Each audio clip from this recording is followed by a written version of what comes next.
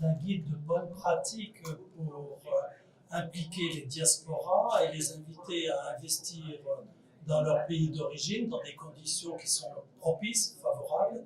Et donc ça, c'est un projet qui va être porté précisément sous la direction du Burkina Faso. Donc ça, c'est une décision qui a été prise lors de nos travaux. Il y a d'autres projets qui sont envisagés, comme celui qui vise à optimiser les transferts d'argent, et notamment vers l'investissement productif. Là, la Belgique tiendra au mois de novembre prochain un séminaire de nature technique pour précisément mettre autour de la table les acteurs financiers, y compris les banquiers, pour faciliter la mise en œuvre de projets concrets dans les pays en utilisant, dans la mesure du possible, les flux financiers provenant de la diaspora. Nous avons d'autres projets qui sont également envisagés, comme un travail thématique sur la migration circulaire, mais là, ça doit être encore un petit peu précisé. C'est important de savoir que, vous savez sans doute que dans le processus, le cadre de La Valette, qui est un dialogue entre les Européens et les Africains, à un niveau plus global, qui lui-même est mis en œuvre par deux processus, le processus de Rabat qui couvre l'Afrique de l'Ouest, du Nord, et le processus de Khartoum, et que ces approches se veulent globales. Donc nous avons 5 domaines d'action qui ont été identifiés et qui ont l'ambition de faire un peu le tour de la question. La première, c'est quelles sont les causes profondes de la migration. Pourquoi est-ce que les Africains migrent vers l'Europe et comment est-ce que la migration peut contribuer au développement? C'est un thème qui est très vaste, qu'on appelle le domaine 1. Le deuxième, ce sont les migrations régulières. Donc, il y a une demande du côté africain que les Européens s'ouvrent plus à la migration, une migration régulière, qu'on fasse venir une main-d'œuvre dont on a besoin dans notre économie de façon légale, mais aussi qu'on permette des migrations circulaires, que des jeunes puissent plus facilement venir étudier en Europe, faire un stage et revenir dans leur pays avec cette expertise. La troisième, c'est de s'adresser à la vulnérabilité des migrants. Donc, vous savez que beaucoup de jeunes Africains souffrent sur les routes, sont exploités, peuvent se noyer en mer, ou bien font l'objet de trafic d'êtres humains. Et donc, qu'est-ce qu'on peut faire pour les protéger et la lutte contre ce trafic. Et puis, il y a le 5e pilier qui est celui du retour.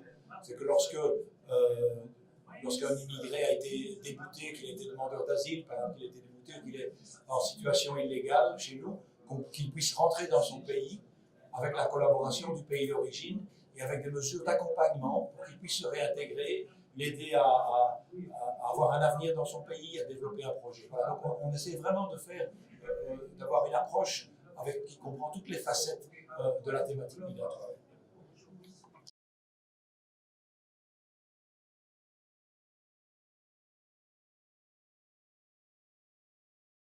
Peut-être pour redonner quelques chiffres concernant ce fonds fiduciaire, c'est une somme globale qui est de 4 milliards d'euros. Un grand nombre de cet argent est déjà engagé dans des projets. Un certain nombre de contrats sont passés et nous en sommes maintenant au stade de la mise en œuvre. Le temps de l'évaluation de l'impact sur les questions migratoires de ces différents projets financés par le fonds fiduciaire, cette évaluation arrive. Progressivement, on sera en mesure d'ajuster la manière de travailler.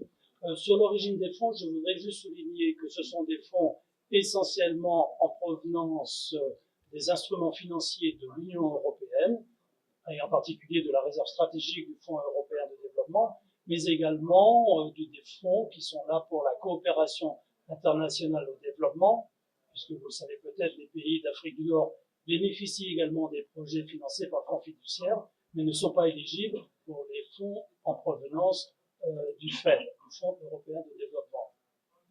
Les États membres aussi contribuent d'une manière bilatérale, dans des proportions plus modestes, mais pour un demi-milliard d'euros environ, avec de plus gros contributeurs. Je peux nommer bien sûr l'Allemagne, l'Italie, les Pays-Bas, le Danemark. Enfin, un certain nombre de pays sont très engagés en apportant une contribution bilatérale, nationale, à ce fonds fiduciaire. C'est l'un des éléments de flexibilité de ce fonds c'est de trouver des financements qui sont élargis.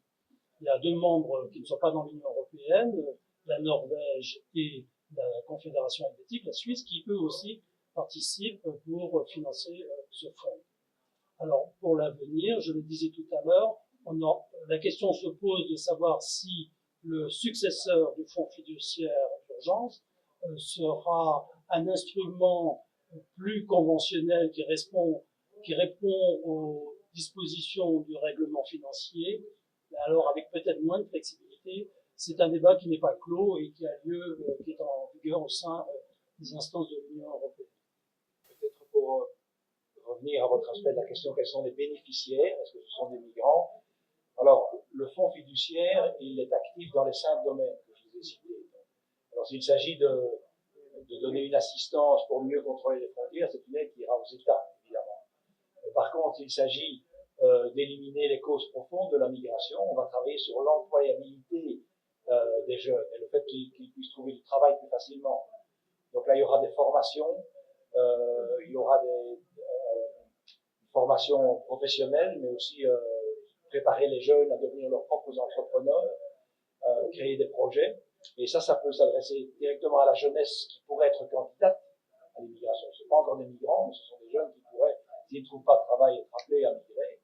Ou bien alors à ceux qui sont aux retournés, ce qu'on appelle les retournés, donc ceux qui ont été déclarés en situation irrégulière en Europe, qui ont décidé de revenir et qu'on accompagne avec des projets. Et donc, ils sont à ce moment-là directement bénéficiaires de fonds ou d'accompagnement professionnel, de formation. Donc, l'argent, c'est pas ça se distribue là vraiment sous forme d'argent, parfois c'est une formation, c'est un accompagnement. Mais oui, donc une partie de ces fonds est destinée à des jeunes africains.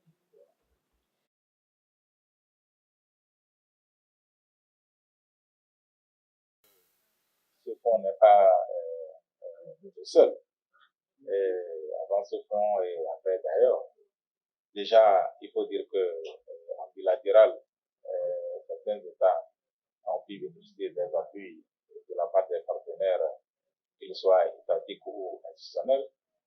Je donnerai l'exemple du fonds Espagne CEDEAO qui travaille pour la réinsertion des jeunes rapatriés. Nous avons plus de 78 projets dans les divers États membres de la CEDEAO avec des réussites assez bien connues. Et donc, c'est dire que la réinsertion est un projet vraiment important. Au-delà de l'emploi que cela va créer aux migrants rapatriés, cela reflète la possibilité pour notre jeunesse de se donner de l'emploi ici, sur place, sur le continent.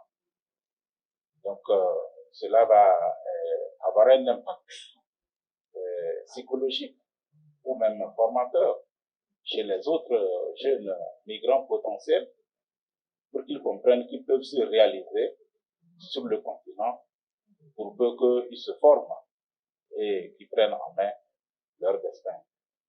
C'est pas nous voulions dire. On pourra nous aider, mais jusqu'à quand? Il est peut-être temps que la jeunesse d'Afrique essaye de se prendre en main, de rester sur place, de se former comme il se doit et de pouvoir sur place bénéficier des appuis. C'est beaucoup plus facile que de se voir arriver là au prix de beaucoup de sacrifices, de revenir et de se rechercher encore. C'est cet appel que je voulais lancer en saisissant au rôle du partenaire.